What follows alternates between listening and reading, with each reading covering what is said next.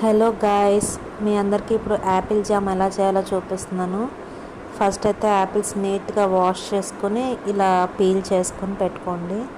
Next వాటిని చక్కగా మొత్తం అంతా తురిమేయాలన్నమాట. సన్నగా తురుముకొని దాని తర్వాత ఒక బాండీ హీట్ చేసుకొని అందులో తిప్పుకోవాలి. వాటర్ అదే వచ్చేస్తుందండి మనం యాపిల్ తిప్పుతున్నప్పుడు.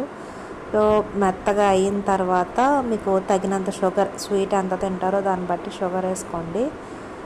దాన్ని బాగా మెత్తగా చేసేసుకోవాలి. వాటర్ అంతా బయటకు వచ్చేదాకా జామ్ కన్సిస్టెన్సీ మీకు తెలుస్తుంది కదా. ఆ కన్సిస్టెన్సీ వచ్చిన తర్వాత అందులో కాస్త గీ వేసుకొని కలిపేసి